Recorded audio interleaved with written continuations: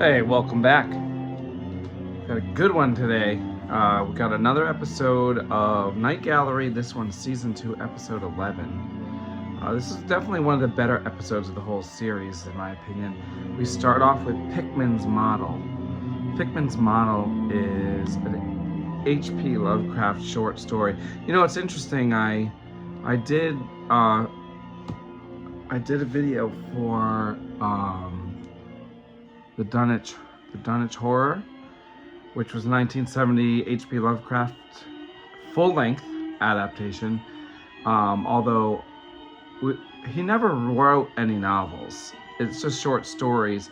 And I was looking into like how many adaptations were made of his work and when, and there were like 2 in the 60s, I think, 2, maybe 3 in the 60s, and then a couple in the 70s, but not many. But that's for feature films. Actually, this is the second or third Lovecraft adaptation for Night Gallery, and actually in the next episode there's another one.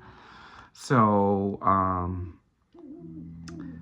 it actually works better for them to be adapted into these shorter formats because he only pretty much wrote short stories. Well, anyway, this one, Pickman's Model, is about an artist named Pickman, and he paints terrible things. Now, in most of Lovecraft's stories, he refuses to describe the horrors.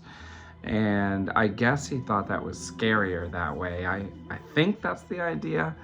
But we don't want that in a visual medium, like a TV show or a movie. So we get to see the horrors that Pickman paints in this episode, in this segment. It's cool too because Night Gallery always starts with a painting, but then there's almost never a painting in the story. But in this one, the painting used at the beginning when Rod Serling introduces it is used in the episode. So Pickman in this version is an art teacher that teaches women in Boston. I think in the original story, it does mention that he gets kicked out of like an art club. But here he's actually a teacher, and he gets fired because his paintings are too horrible. He paints these terrible beasts. Well, the twist is that the beasts are real. He's not making them up. And the beasts used to prowl around like the underground tunnels underneath Boston, and basically Pickman is keeping them at bay. That's like kind of a surprise there. It's really good. Bradford Dillman plays Pickman. Bradford Dillman was in Compulsion. Compulsion is from 1958. That was a really good, like kind of almost like a true crime, true story adapted into a movie. It was really good.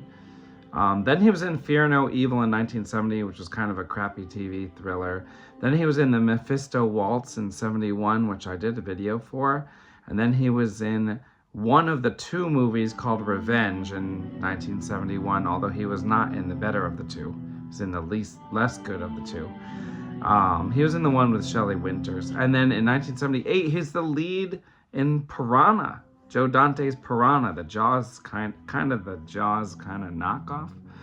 So he spans at least 20 years right there, and I think he continued on after that. And the woman who is like kind of the main student character is played by Louise Sorel. She was in The Party's Over with Oliver Reed in 1965. That was pretty good. So yeah, this one, I would say I would give this segment like at least, no, you know what, I'd give it a solid 9 out of 10. They show the beasts and they look awesome. Actually, they used the same arm mold that were used for the creature of the Black Lagoon. So these beasts have the same arms as the creature, although their faces look very different. They actually kind of look like werewolves. It's awesome. So 9 out of 10, probably one of my top 2 favorite segments of Night Gallery ever so far. And then the next segment was pretty decent too. It was called The Dear Departed. Now this one seemed so familiar to me. It was about a medium who does seances, and he's a phony, right? And not only is he a phony, but he works in a group of 3. He works with a husband and wife. They both do like things to assist him, but then he's also having an affair with the wife.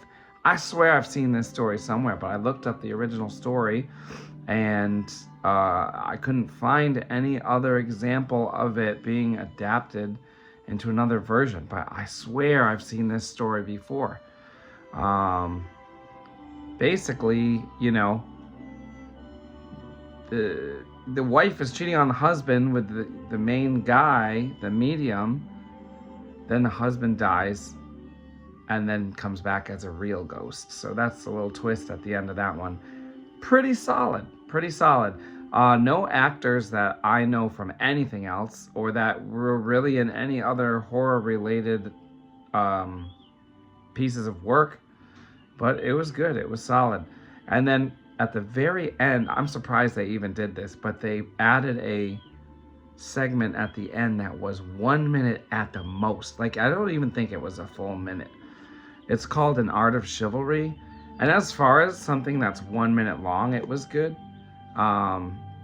Basically, this skeleton walks into an elevator, and then and there's a woman in there, and all the men in the elevator have removed their hats out of respect for the lady, and they tell him he needs to remove his hat, and then he just takes his whole head off. And that's the entire thing. Not one word spoken in that one. The Dear Departed, I would probably give like a 7 out of 10. And I'm not going to rate An Act of Chivalry because it's 1 minute long. But I mean, probably couldn't be better for a 1 minute segment. So overall, I would give this at least a solid 8 out of 10, if not higher. So this was season 2, episode 11. I think there's just a couple more left of 71, and then we cross into 1972 Night Gallery episodes. So thanks for watching, and we'll see you with the next one soon.